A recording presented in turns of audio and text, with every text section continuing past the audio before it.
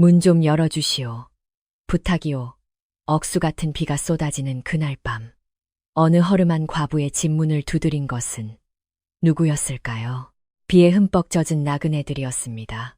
과부는 떨리는 손으로 문을 열었습니다. 당신들은 도대체 누구십니까?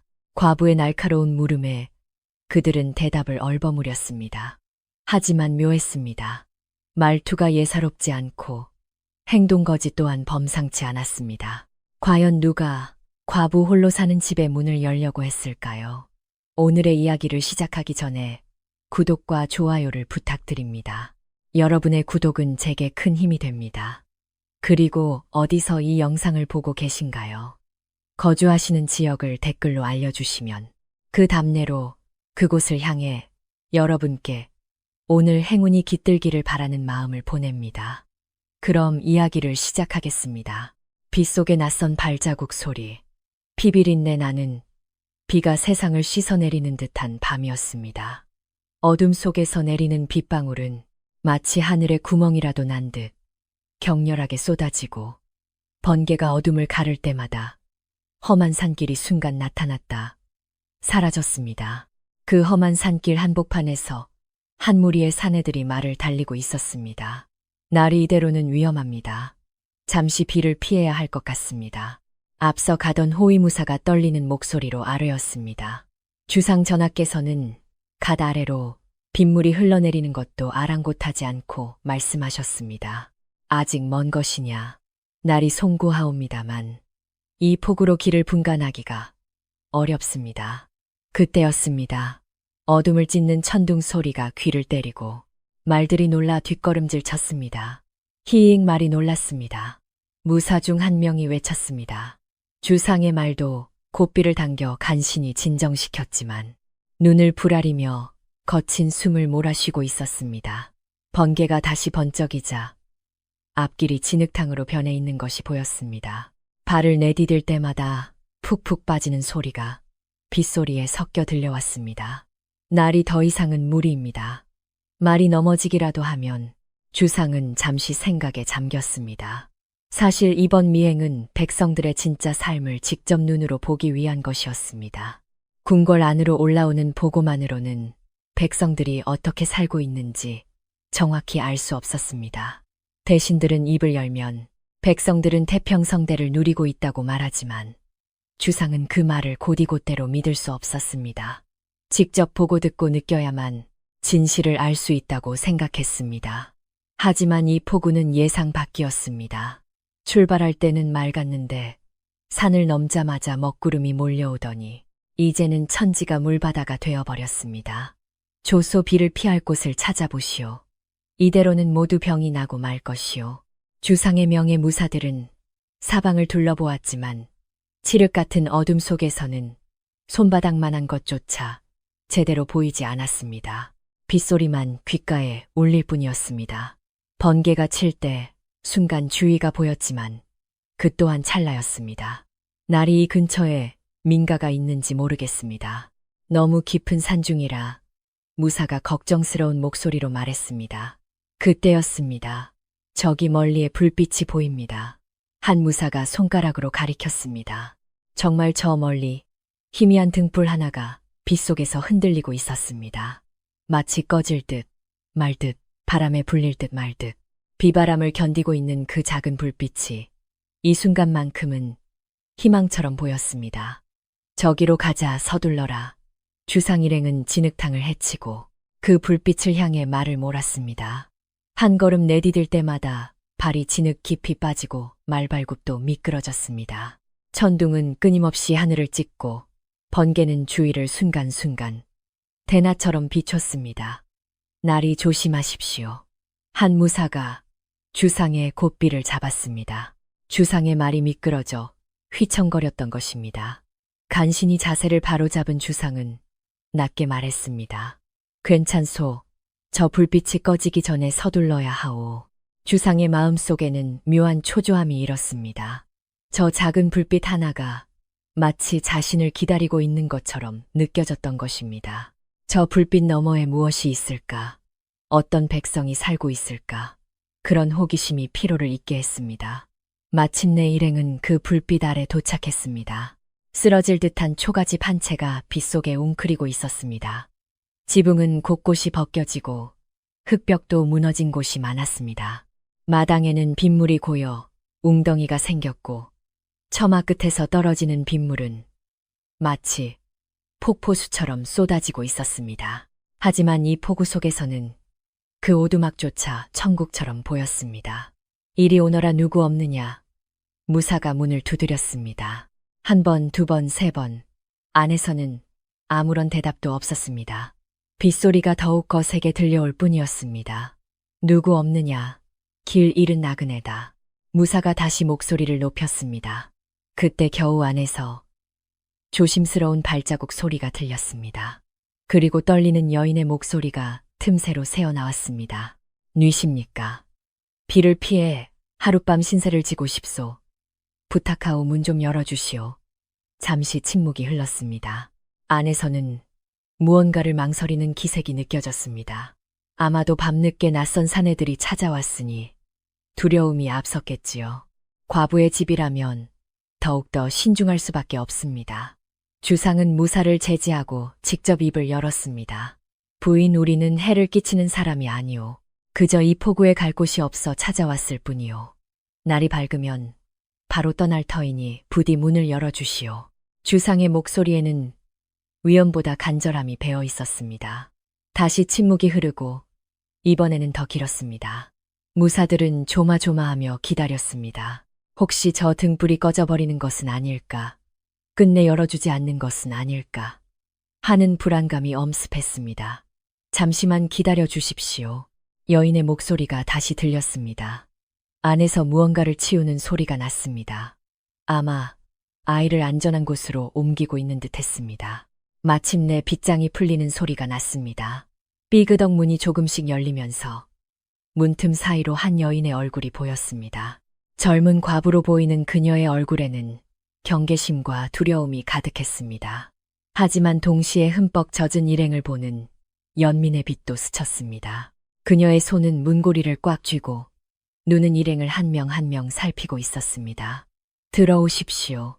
여인이 작은 목소리로 말했습니다. 주상 일행은 조심스럽게 안으로 들어갔습니다. 방은 좁고 초라했습니다. 화로에는 불씨가 하나 남아있을 뿐이고 벽 곳곳에서 비가 새고 있었습니다. 구석에는 낡은 이불 아래 아이가 한 명 잠들어 있었습니다. 하지만 적어도 비바람은 피할 수 있었습니다. 고맙소. 주상이 갓을 벗으며 말했습니다. 과부는 잠시 주상의 얼굴을 바라보았습니다.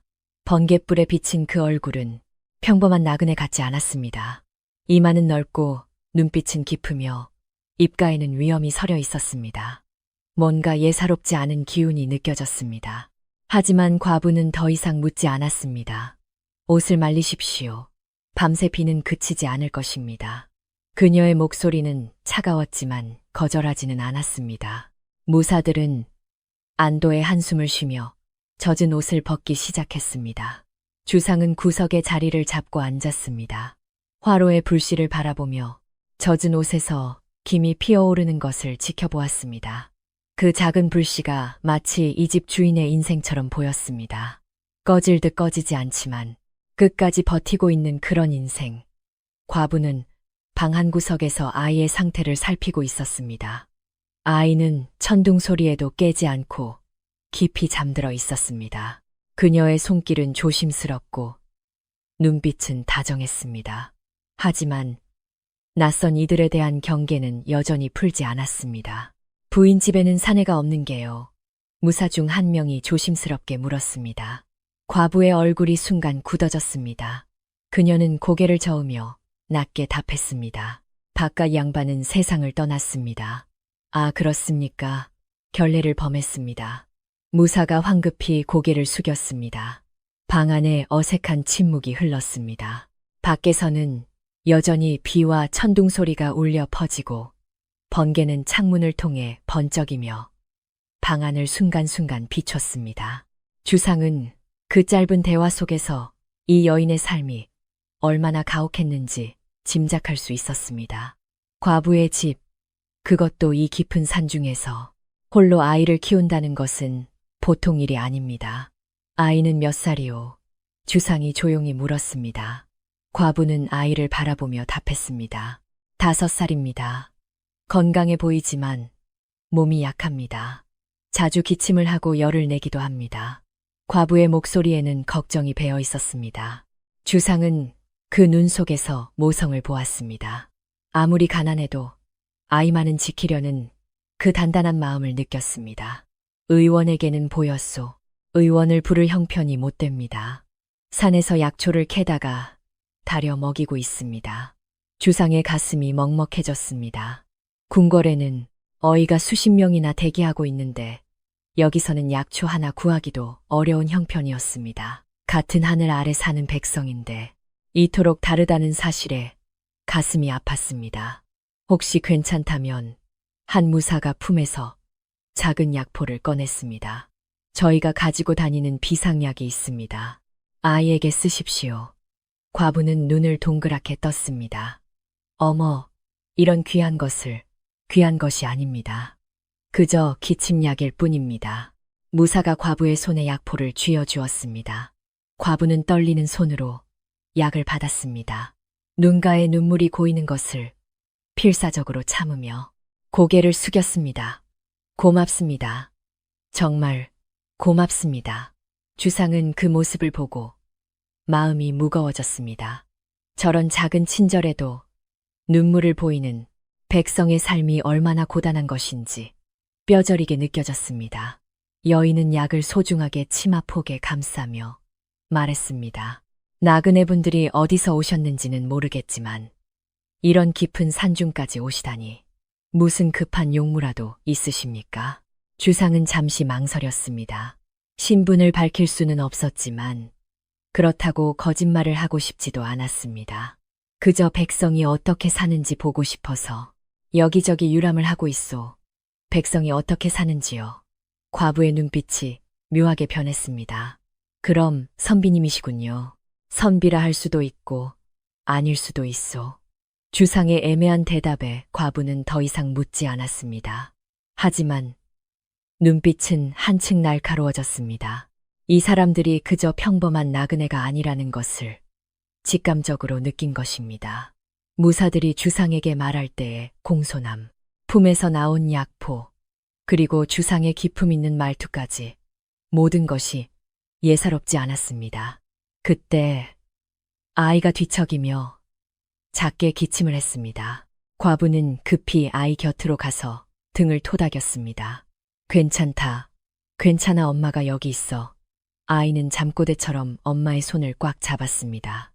그 모습을 지켜보던 주상은 문득 궁궐에 남겨두고 온 세자를 떠올렸습니다. 주상 또한 이 나이 때 악몽을 꾸고 가위 눌리곤 했습니다. 그때마다 중전이 곁에서 등을 토닥여 재워주던 기억이 되살아났습니다. 좋은 어머니로군. 주상이 조용히 말했습니다. 과부는 고개를 들어 주상을 바라보았습니다. 그녀의 눈에는 슬픔과 자부심이 동시에 담겨 있었습니다. 어미라면 누구나 그렇지 않겠습니까? 새끼를 지키는 것은 어미의 본능입니다. 하지만 혼자 아이를 키우는 게 쉬운 일은 아닐 테지요. 쉽지는 않습니다. 과부가 씁쓸하게 웃었습니다. 하지만 해야만 하는 일입니다. 이 아이가 없었다면 저는 벌써 이 세상을 버렸을 것입니다. 그녀의 목소리에는 단호한 울림이 있었습니다. 주상은 그 말 속에 깊은 의미를 읽어냈습니다. 이 여인은 자신의 목숨이 아니라 아이를 위해 버티고 있는 것이라고, 그것이 그녀의 유일한 희망이자 존재 이유라고. 번개가 다시 번쩍이며 방 안을 비췄습니다. 순간 과부의 얼굴이 선명하게 보였습니다. 젊은 얼굴이지만 이마에는 주름이 패고 손등에는 굳은 살이 박혀 있었습니다. 고생한 흔적이 역력했습니다. 하지만 그 눈빛만은 살아 있었습니다. 꺾이지 않는 의지가 그 안에 담겨 있었습니다. 부인은 여기서 태어났소. 아니요. 시집오고 3년 만에 남편이 떠나고 여기에 남게 되었습니다. 친정으로는 돌아가지 않았소. 친정도 가난합니다. 입 하나 줄이려 시집 보낸 딸을 다시 거둘 여유 따윈 없습니다. 게다가 과부는 말을 끊었습니다. 뭔가 말 못할 사정이 있는 듯 했습니다. 주상은 더 이상 묻지 않았습니다. 그렇군. 혼자 사는 게 힘들지는 않소.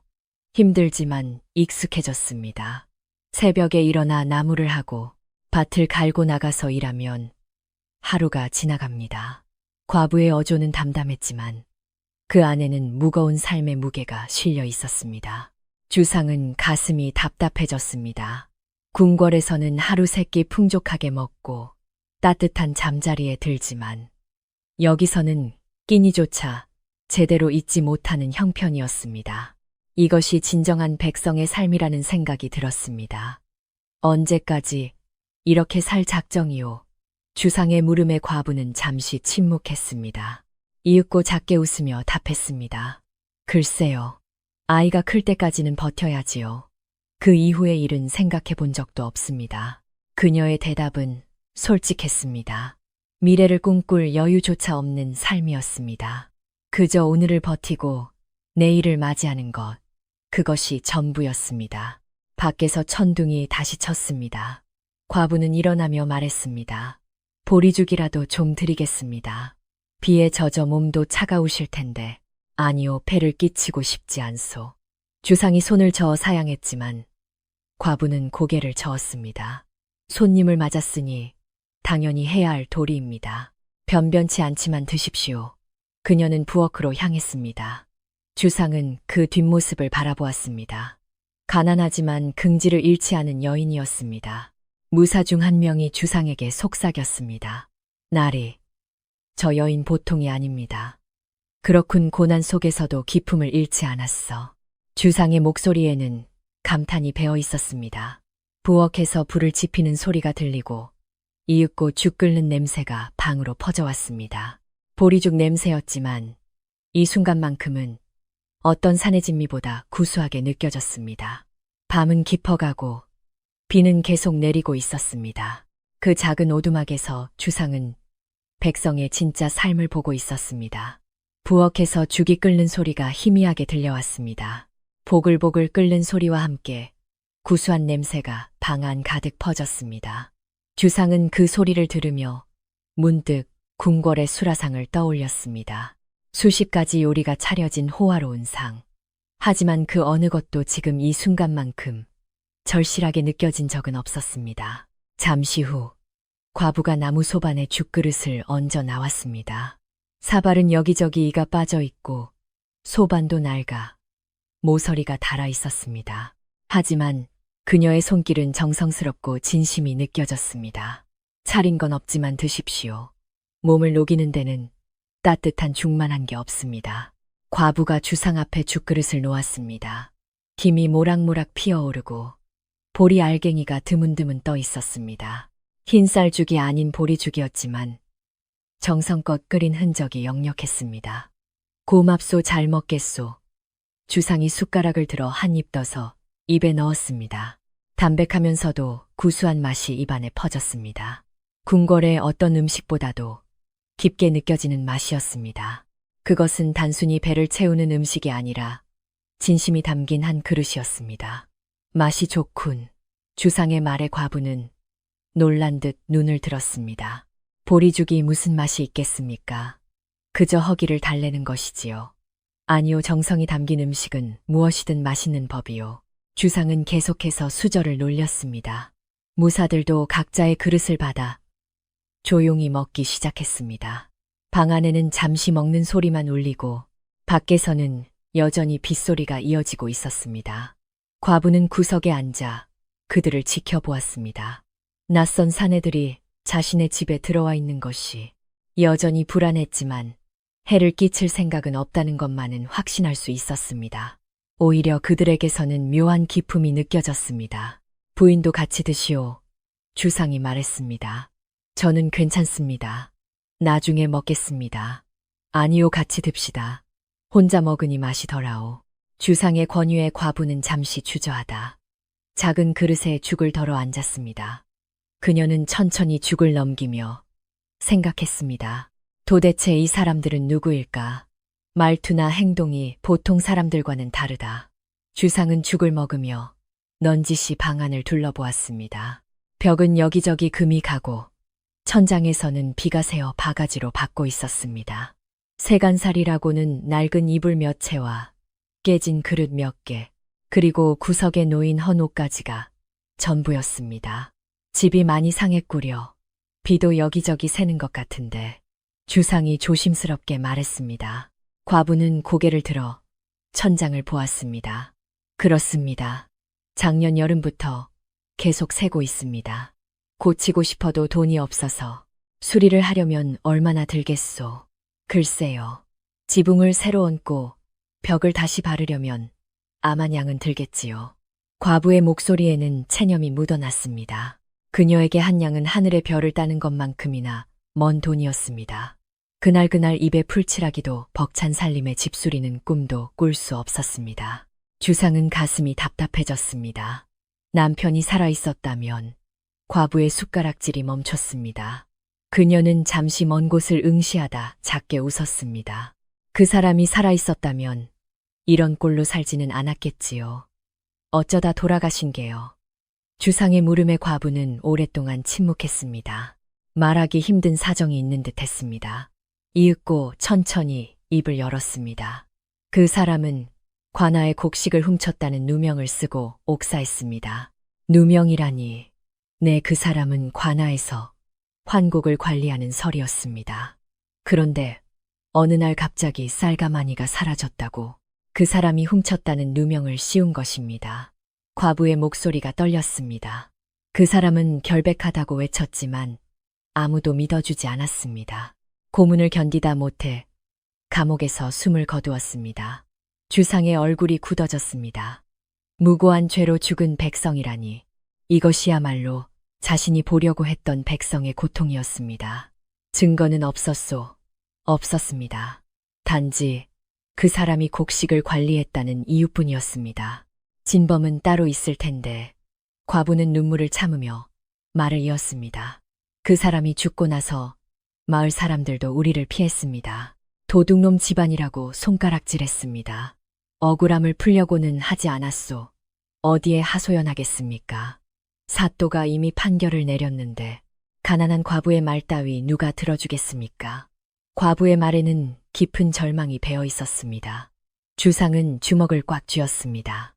이것이 백성이 직면하고 있는 현실인가? 억울함이 있어도 호소할 곳이 없고 오명을 씻을 길도 없는 것입니다. 그래서 여기로 혼자 내 마을에 있으면 손가락질만 받으니 차라리 이 깊은 산중이 낫습니다. 아이만이라도 마음 편히 키울 수 있으니까요. 과부는 잠든 아이를 바라보았습니다. 이 아이에게만은 아비의 오명을 씌우고 싶지 않습니다. 주상은 그 눈빛에서 깊은 모성을 보았습니다. 자신은 힘들어도 아이만은 지켜내겠다는 굳은 의지가 느껴졌습니다. 아이는 아비가 누명을 썼다는 것을 알고 있어. 아직 어려서 모릅니다. 알게 되면 말해 주어야지요. 과부의 목소리가 가라앉았습니다.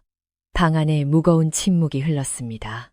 빗소리만이 그 침묵을 채웠습니다.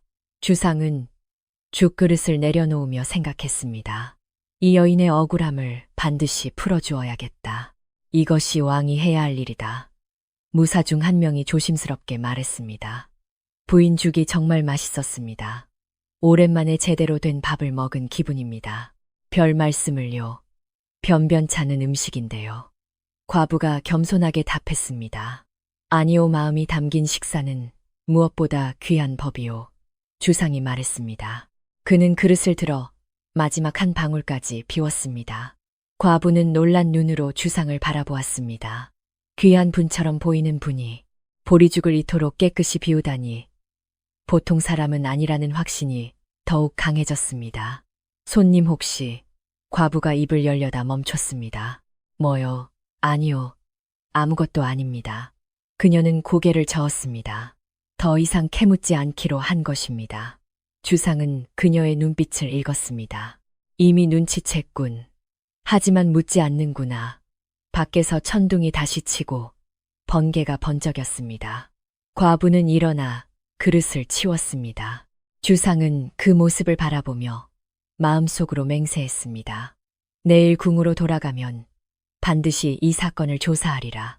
그리고 원통함을 풀어주리라. 이 밤의 따뜻한 죽 한 그릇은 단순한 식사가 아니었습니다. 그것은 왕과 백성을 잇는 다리이자 진실로 향하는 첫걸음이었습니다. 밤은 깊어가고 빗줄기는 점점 굵어졌습니다. 과부는 설거지를 마치고 돌아와 화로에 장작 하나를 더 넣었습니다. 작은 불꽃이 타오르며 방 안을 은은하게 비췄습니다. 주상은 불꽃을 바라보다 신중하게 입을 열었습니다. 부인, 더 듣고 싶은 게 있소. 남편 이야기요. 과부는 손을 멈추고 주상을 바라보았습니다. 그녀의 눈빛에는 경계와 슬픔이 동시에 서려 있었습니다. 왜 그런 것을 알고 싶으십니까? 그저 궁금해서 그렇소. 억울한 일을 당한 백성이 있다면 누군가는 알아야 하지 않겠소.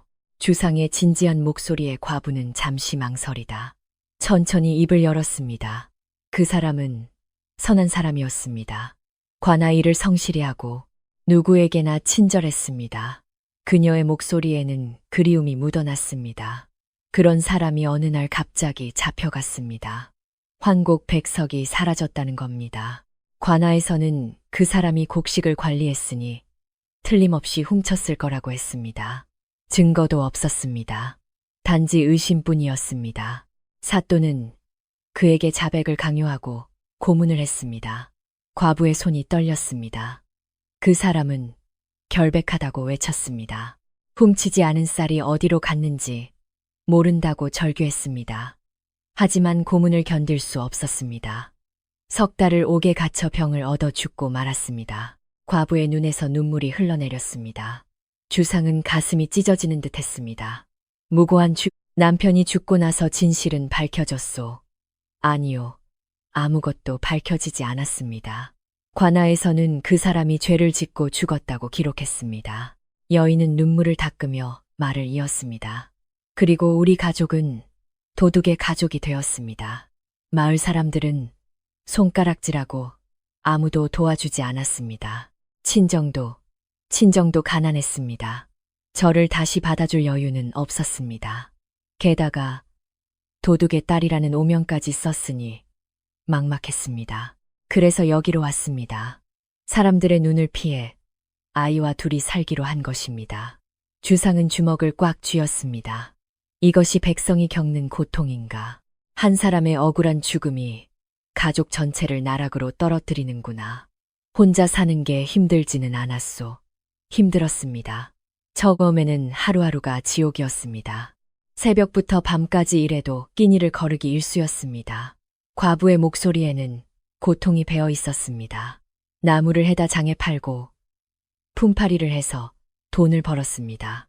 손은 굳은 살 투성이가 되고 등은 짐을 지느라 굽었습니다. 그녀는 자신의 손을 내려다보았습니다. 거친 손이었습니다. 예전에는 희고 고왔을 손이 지금은 나무 껍질처럼 거칠어져 있었습니다. 하지만 버텨야 했습니다. 아이 때문에 아이가 버팀목이 되었구려. 네, 이 아이가 없었다면 진작 이 세상을 떠났을 겁니다. 하지만 이 아이를 보면 살아야겠다고 생각했습니다. 과부는 잠든 아이를 바라보았습니다. 그 눈빛에는 깊은 모성이 담겨 있었습니다. 아이에게만은 아비처럼 억울한 일을 당하게 하고 싶지 않습니다. 당당하게 자라 가슴 펴고 살기를 바랍니다. 주상은 그 말에 깊이 공감했습니다. 부모라면 누구나 자식이 행복해지기를 바라는 법입니다. 아이는 아비 일을 알고 있소. 아니요, 아직 말하지 않았습니다. 더 크면 그때 이야기해 주려고 합니다. 과부는 잠시 침묵하다 물었습니다. 손님은 자제가 있으십니까? 주상은 순간 당황했습니다. 세자 이야기를 할 수는 없었으니까요.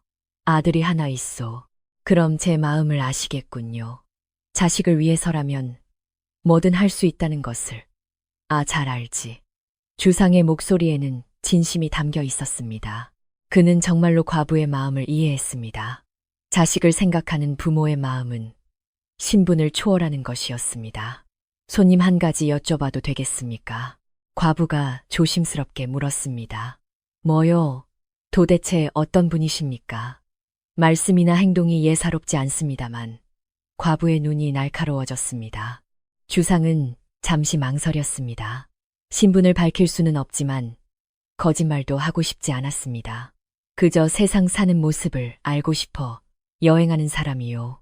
세상 사는 모습이요. 그렇소 백성이 어떻게 살고 무엇에 고통받는지 직접 보고 듣고 싶었소. 주상의 진지한 대답에 과부는 놀란 듯 눈을 크게 떴습니다. 그럼 나라지를 하시는 분이군요. 그런 셈치지. 하지만 오늘은 그저 비를 피하는 나그네일 뿐이요. 주상은 미소 지었습니다. 과부는 더 이상 묻지 않았습니다. 하지만 그녀의 눈에는 확신이 담겨 있었습니다. 이 사람은 보통 사람이 아니다. 어쩌면 높은 지위에 있는 분일지도 모른다고 생각했습니다. 손님 부탁이 하나 있습니다. 과부가 신중하게 말했습니다. 말해보시오. 만약 힘 있는 분이라면 억울한 일을 당한 백성을 도와주십시오. 과부의 목소리가 떨렸습니다. 저처럼 누명을 쓰고 죽은 사람이 얼마나 많겠습니까?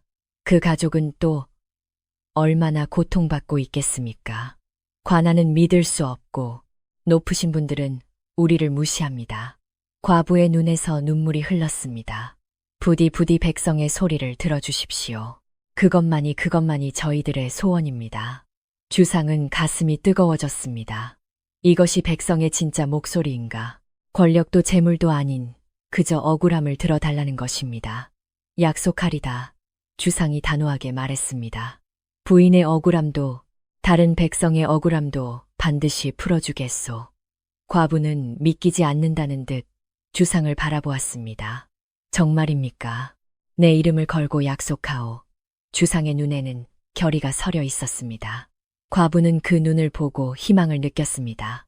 어쩌면 남편의 원한을 갚을 수 있을지도 모른다는 희망이 생겼습니다. 밖에는 여전히 비가 쏟아지고 있었지만 방 안에는 묘한 온기가 감돌았습니다. 새벽이 가까워지자 빗줄기가 조금씩 약해졌습니다. 과부는 창틈으로 새어나오는 희미한 빛을 보고 날이 밝아오는 것을 느꼈습니다. 무사들은 벽에 기대어 쪽잠을 자고 주상만이 화로를 응시하며 깨어 있었습니다. 과부는 아이의 이불을 고쳐 덮어주고 주상을 바라보았습니다. 그의 옆모습을 보며 의문이 더욱 커졌습니다. 평범한 나그네가 아니라는 확신이 점점 더 강해졌습니다. 저 손님, 과부가 조심스럽게 불렀습니다. 주상이 고개를 돌려 그녀를 보았습니다. 아직 주무시지 않는 게요. 잠이 오지 않아서요. 부인도 밤을 새우는구려. 아이가 깰까봐 늘 깊이 잠들지 못합니다. 과부가 작게 웃었습니다. 주상은 그 말에 어머니의 무게를 느꼈습니다. 잠조차 편히 잘 수 없는 어미의 삶이었습니다. 손님 과부가 망설이다 입을 열었습니다. 저 일행분들이 손님께 말씀하시는 것을 보았습니다. 마치 높은 분을 모시는 것처럼 깍듯했습니다. 과부의 눈이 날카로워졌습니다. 게다가 그 약포도 평범한 나그네가 그런 귀한 약을 가지고 다닐까요? 주상은 잠시 침묵했습니다. 거짓말을 할 수도 있었지만 이 여인의 눈을 속일 수는 없을 것 같았습니다. 부인은 눈썰미가 좋구려. 산에서 혼자 살다 보면 사람 보는 눈이 생깁니다. 그래야 위험한 사람과 그렇지 않은 사람을 구별하니까요. 과부가 조금 가까이 고쳐 앉았습니다. 도대체 누구십니까?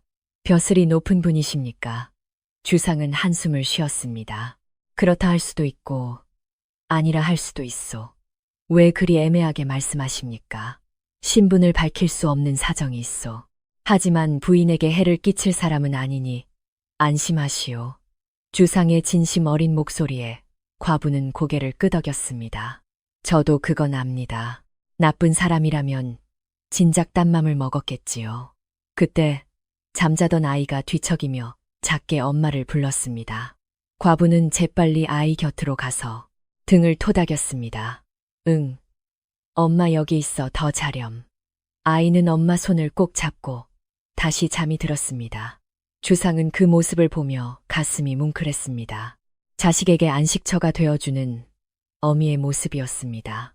과부가 돌아와 앉자 아이가 실눈을 뜨고 주상을 보았습니다. 잠이 덜 깬 눈으로 주상을 보았지만 신기하게도 무서워하지 않고 방긋 웃었습니다. 아저씨가 누구세요? 아이가 작은 목소리로 말했습니다. 그래 아저씨란다 더 작어라. 주상이 다정하게 답했습니다. 아이는 고개를 끄덕이고 다시 눈을 감았습니다. 과부는 놀란 눈으로 주상을 보았습니다. 신기하네요. 우리 애는 낯선 사람을 보면 무서워하는데 손님께는 편안해하는 것 같습니다. 아이는 사람의 본심을 느끼는 법이요. 주상이 미소 지었습니다.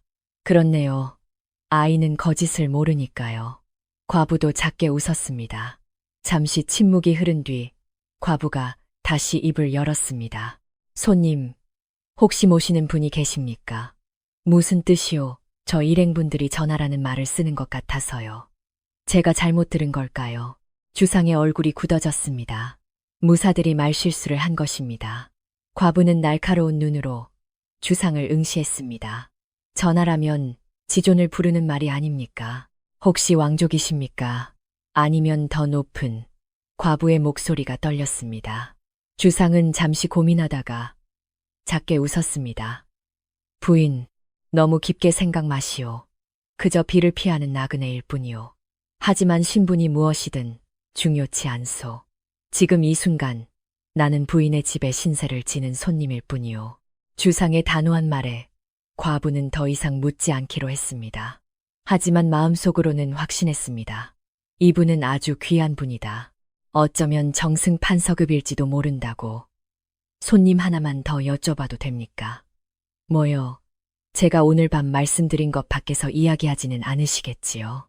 과부의 목소리에 불안이 묻어났습니다. 걱정 마시오. 부인의 이야기는 내 가슴 깊이 묻어두겠소. 함부로 말하지 않으리다. 주상이 진지하게 답했습니다.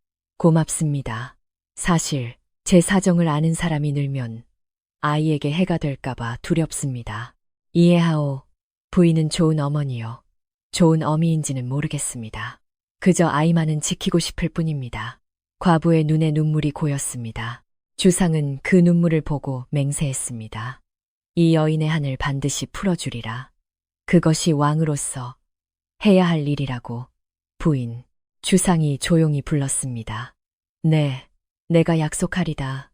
부인의 억울함은 반드시 풀릴 것이오. 그리고 아이는 아비의 오명이 아니라 당당한 이름으로 살아갈 것이오. 어떻게 그런 약속을 믿으란 말입니까?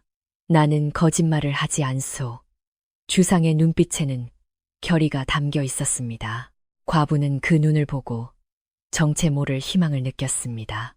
도대체 이분은 누구일까? 어떻게 이런 약속을 할 수 있을까? 하지만 신기하게도 그의 말이 믿어졌습니다. 거짓이 아닌 진심이 느껴졌던 것입니다. 손님 과부가 눈물을 훔치며 말했습니다.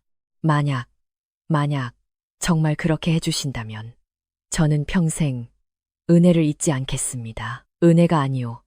당연히 해야 할 일이오. 주상이 고개를 저었습니다. 밖에서 새벽을 알리는 닭 울음소리가 들렸습니다. 날이 밝아오고 있었습니다. 과부는 창밖을 보며 생각했습니다. 이분은 보통 분이 아니다. 어쩌면 내 인생이 바뀔지도 모른다. 주상도 창밖을 보며 생각했습니다.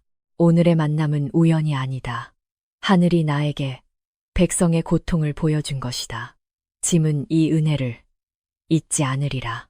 그날 밤 두 사람은 서로의 정체를 완전히는 몰랐지만 마음은 통하고 있었습니다. 신분을 초월한 진심, 어린 대화가 오가고 서로에 대한 신뢰가 쌓여가고 있었습니다. 하늘이 희뿌옇게 밝아오고 빗소리는 거의 잦아들었습니다. 날이 밝아올 무렵 비는 거의 그친 듯 했습니다. 주상은 잠시 눈을 붙이고 무사들도 벽에 기대어 얕은 잠에 빠져 있었습니다. 과부만이 아이 곁에 앉아 졸음과 싸우며 밤을 지키고 있었습니다. 그때였습니다. 마당에서 이상한 소리가 들려왔습니다. 발자국 소리였습니다. 혼자가 아니라 여러 사람의 발자국 소리가 조심스럽게 다가오고 있었습니다. 과부는 순간 온몸이 얼어붙었습니다. 이 시간에 누가 찾아온단 말인가. 그녀는 재빨리 아이를 끌어안았습니다. 아이는 잠꼬대를 했지만 엄마 품에서 다시 잠들었습니다. 누구요? 과부가 떨리는 목소리로 물었습니다. 대답은 없었습니다. 단지 발자국 소리만 점점 가까워졌습니다. 주상이 눈을 떴습니다. 무사들도 소리를 눈치채고 긴장한 표정으로 일어났습니다. 뭔가 이상합니다. 한 무사가 속삭였습니다. 주상은 손짓으로 무사들을 제지했습니다. 귀를 기울였습니다. 발자국 소리는 두세 명 정도 되는 듯 했습니다. 그리고 그들의 발걸음은 예사롭지 않았습니다.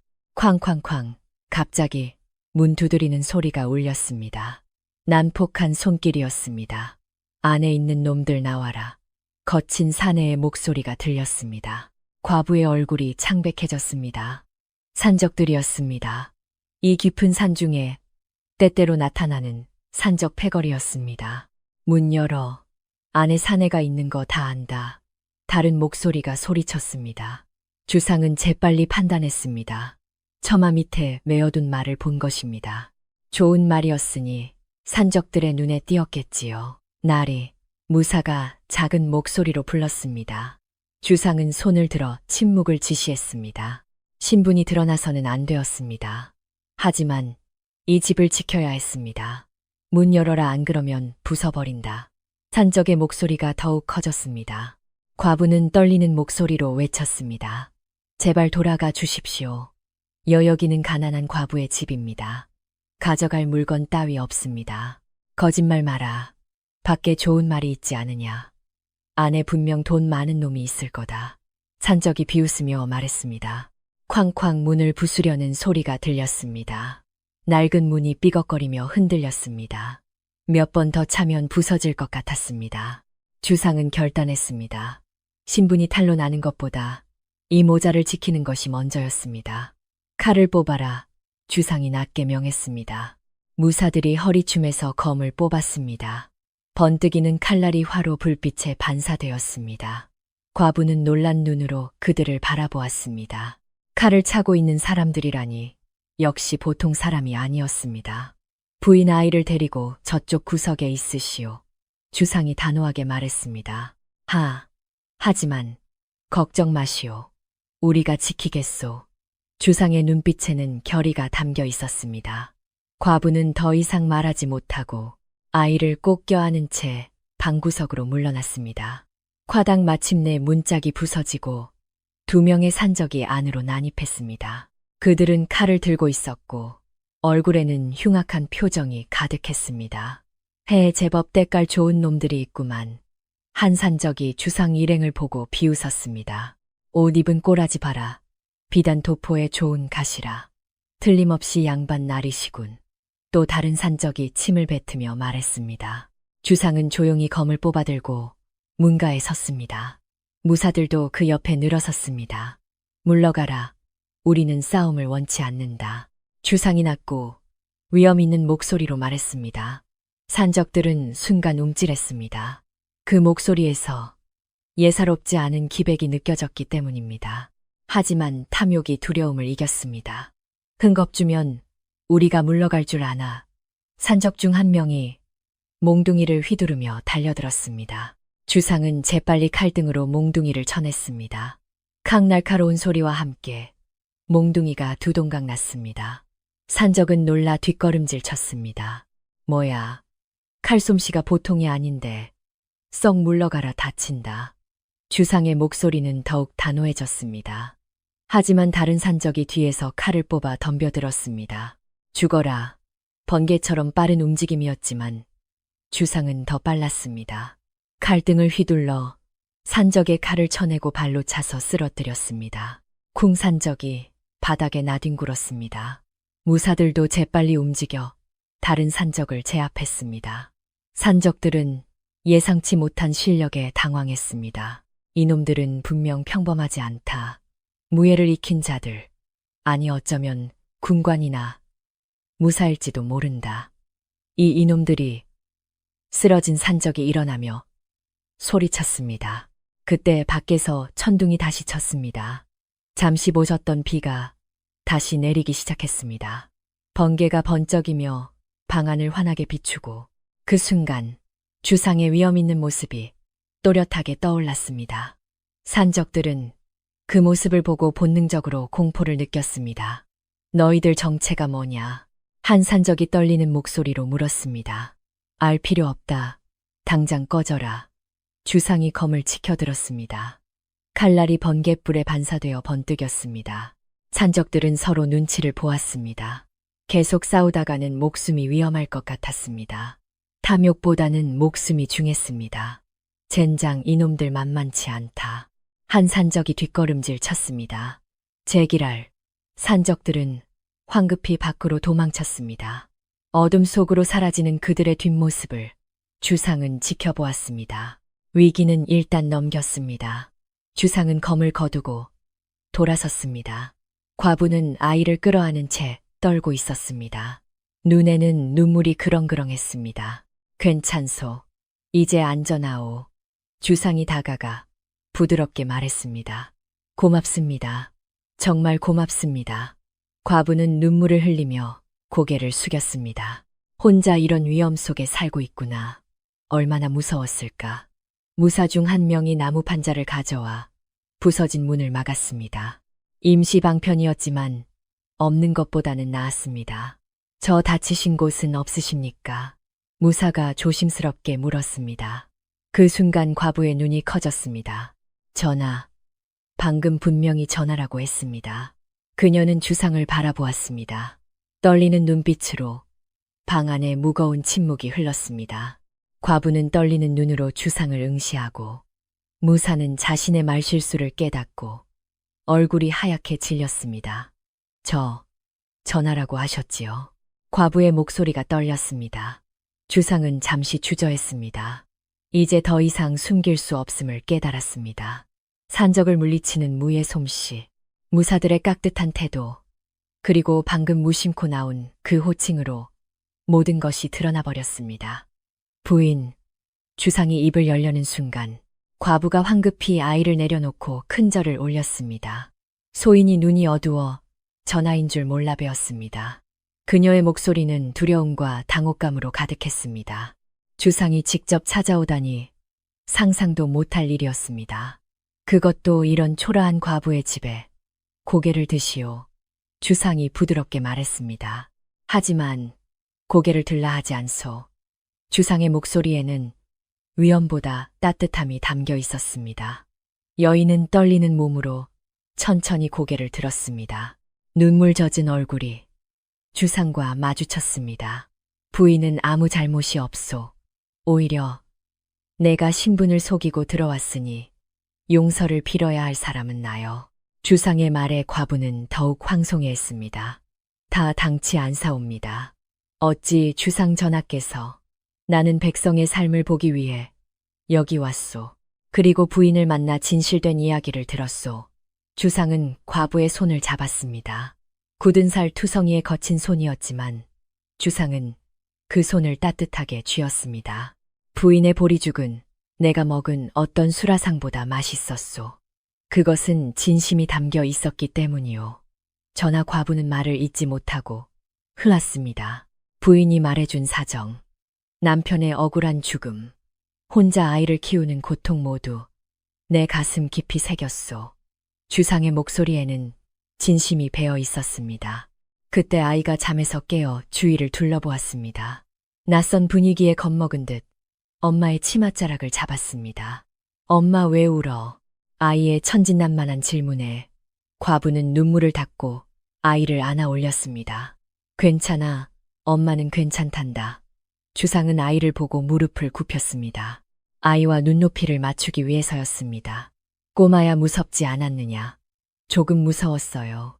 나쁜 사람들이 왔어요, 봐. 아이가 작은 목소리로 답했습니다. 이제 안전하단다. 아저씨가 쫓아냈으니까. 주상이 아이의 머리를 쓰다듬었습니다. 아이는 주상을 빤히 바라보며 물었습니다. 아저씨 엄마는 왜 절을 해요? 천진난만한 질문이었지만 그 안에는 순수한 의문이 담겨 있었습니다. 과부는 당황하여 아이의 입을 막으려 했지만 주상이 손으로 제지했습니다. 괜찮소.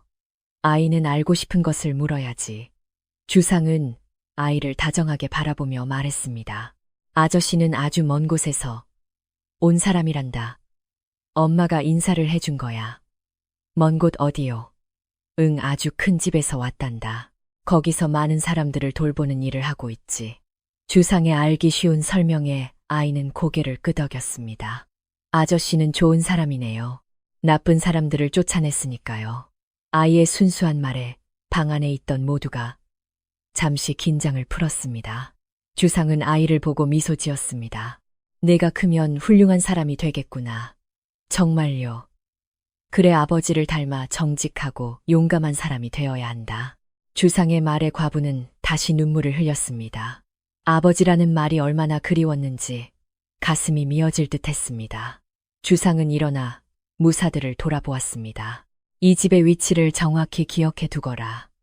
그리고 이 부인의 사정을 빠짐없이 기록하라. 분부 받들겠습니다. 무사들이 일제히 대답했습니다. 주상은 다시 과부를 보았습니다. 부인, 내가 약속하겠소. 아니, 내가 명하겠소.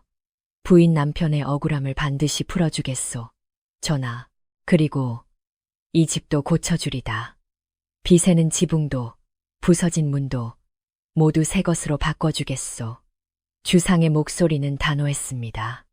전하, 소인은 그저 남편의 누명만 벗겨주시면 그것으로 족합니다.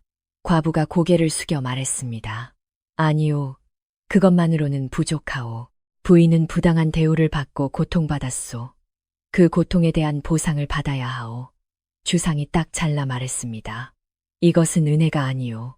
나라가 백성을 제대로 지키지 못한 것에 대한 사죄요.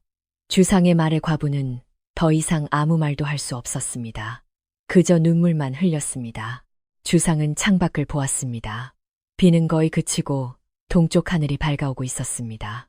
떠날 시간이 다가온 것입니다. 부인, 우리는 이제 가야 하오. 전하, 하지만 반드시 다시 오겠소. 아니, 부인을 궁으로 부르리다.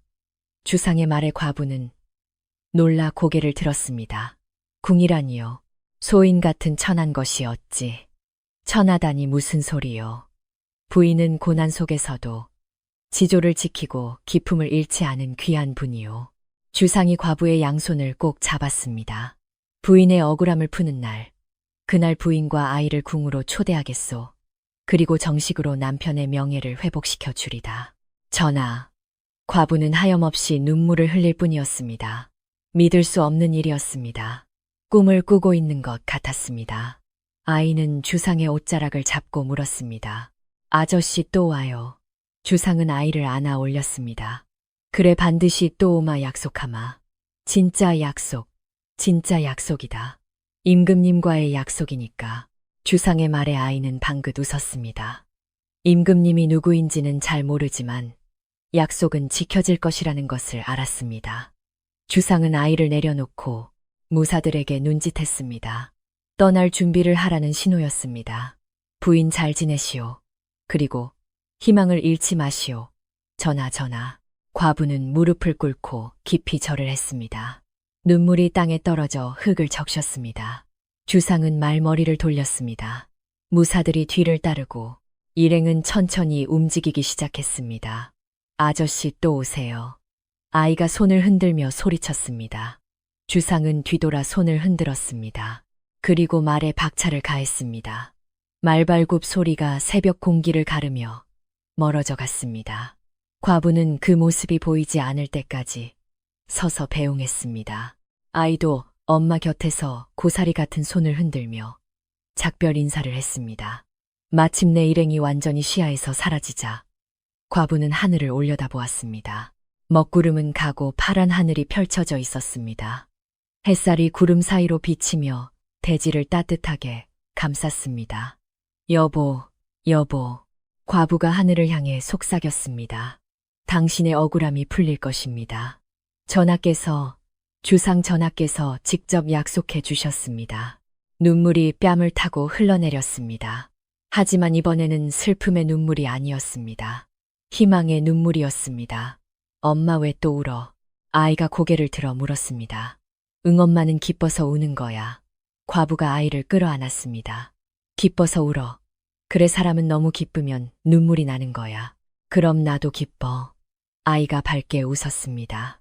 과부는 아이를 안고 집으로 들어갔습니다. 부서진 문, 낡은 벽, 새는 지붕. 모든 것이 그대로였지만 지금은 달라 보였습니다. 희망이 생겨난 것입니다. 그녀는 주상이 준 돈주머니를 꺼냈습니다. 무겁지 않은 주머니였지만 그 안에는 새로운 인생의 무게가 담겨 있었습니다. 곧 전부 바뀔 거야. 과부가 작게 중얼거렸습니다. 한편 말을 타고 산길을 내려가는 주상은 품속에 보따리를 꺼냈습니다. 감자 몇 개가 든 소박한 보따리였습니다. 전하 식사하시겠습니까? 무사가 조심스럽게 물었습니다. 아니요. 이건 궁으로 가져가겠소. 이 보따리를 볼 때마다 어젯밤 일을 기억하기 위함이요. 주상의 목소리에는 결의가 배어 있었습니다. 명을 받들겠습니다. 무사가 씩씩하게 답했습니다. 주상은 앞을 응시하며 생각했습니다. 백성의 고통을 보았다. 원통함을 들었다. 이제부터 왕으로서 해야 할 일을 하리라. 말발굽 소리만이 고요한 산길에 울려 퍼졌습니다. 해가 완전히 떠오르고 세상은 밝아졌습니다. 며칠 후 관아에서 관원들이 과부의 집을 찾아왔습니다. 그들은 남편의 사건을 재조사한다고 했습니다.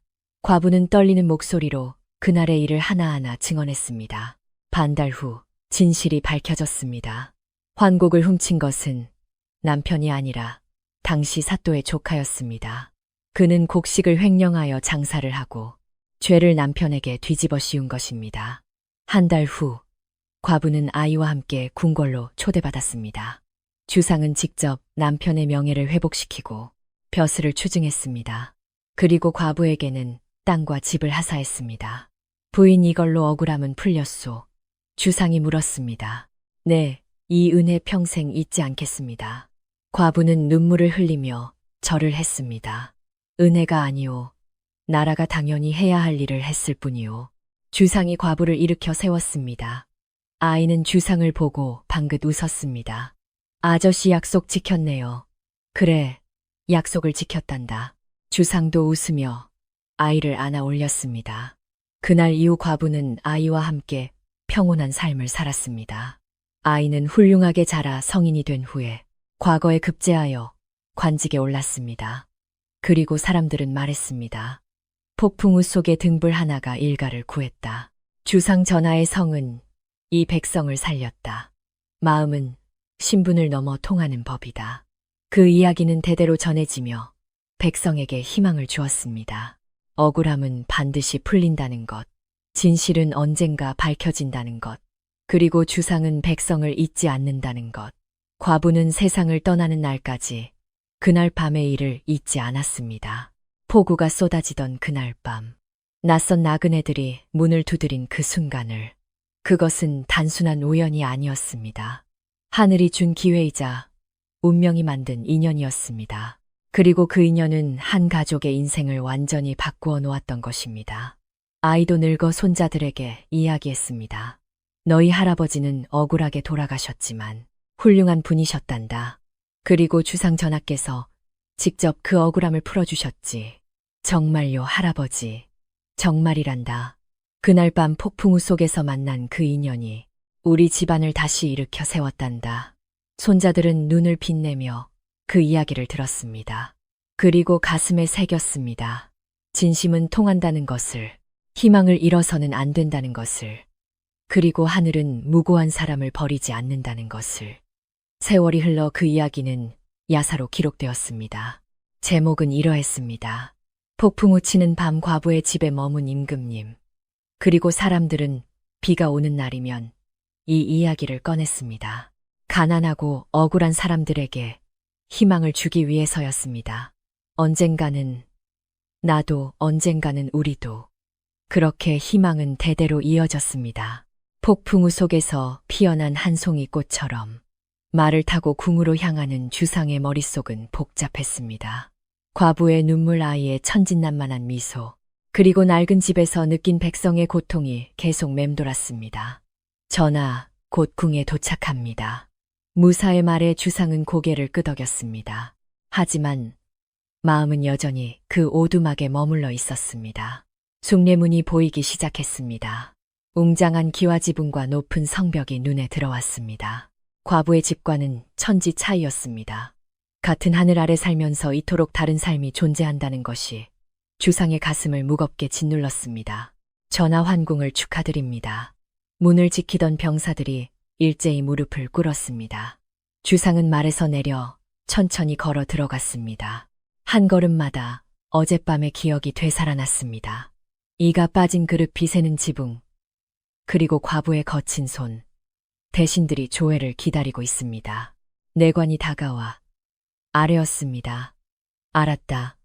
곧 나가마. 주상은 편전에 들어 옷을 갈아입었습니다.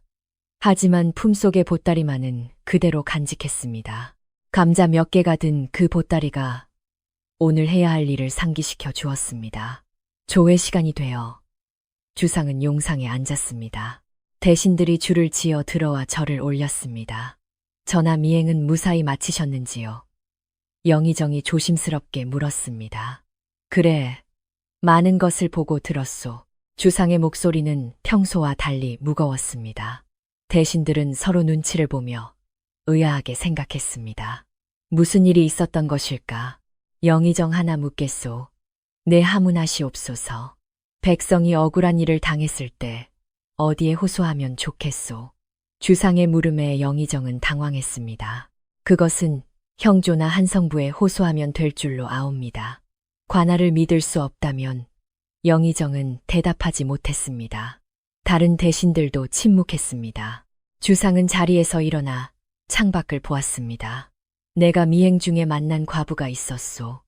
남편이 무고한 죄를 뒤집어쓰고 죽었다고 하오. 관아에서는 제대로 된 조사도 없이 죄인으로 몰아 고문 끝에 옥사시켰소. 그 가족은 도둑의 가족이라는 낙인이 찍혀 마을에서 쫓겨났소. 주상의 목소리에는 분노가 서려 있었습니다. 대신들은 고개를 숙였습니다. 이것이 우리가 다스리는 나라의 모습이요. 백성이 억울함을 호소할 곳도 없고 오명을 씻을 길도 없는 것이 과연 옳은 일이요. 전하 송구하옵니다. 영의정이 떨리는 목소리로 답했습니다. 송구하다는 말로 끝날 일이 아니오. 주상이 소리쳤습니다. 대신들은 더욱 머리를 조아렸습니다. 이토록 화를 내는 주상을 본 적이 없었습니다. 당장 의금부 도사를 부르라. 그리고 형조판서도 함께 부르라. 내관이 급히 나갔습니다. 잠시 후 의금부 도사와 형조판서가 급히 들어와 절을 했습니다. 전하 부르셨사옵니까? 그렇다. 지금부터 하는 말을 빠짐없이 들어라. 주상이 단호하게 말했습니다. 내분부하시옵소서. 지금부터 한 사건을 재조사한다. 3년 전 어느 마을에서 환곡 횡령 사건으로 죽은 자가 있다. 그 자의 억울함을 밝혀내라. 전하 그 사건은 어느 고을입니까? 도사가 물었습니다. 무사들이 기록해 두었다. 그들에게 상세한 내용을 들어라. 그리고 7일 이내에 진실을 밝혀라. 7일이라고 하셨습니까? 불가능한 기한이 아니다. 성심을 다해 조사하면 충분히 가능하다. 주상의 목소리는 단호했습니다. 명을 받들겠습니다. 도사와 판서가 큰 소리로 답했습니다. 그리고 또 하나 주상이 덧붙였습니다. 형조판서 전국의 감옥에 있는 죄수 중에 억울한 자가 없는지 재심하라. 확실한 증거도 없이 고문만으로 자백을 받아낸 사건을 모두 찾아내라. 전하 그렇게 하면 조사해야 할 사건이 수백 건이 넘을 것입니다. 수백 건이든 수천 건이든 상관없다. 백성 한 사람 한 사람이 중요하다.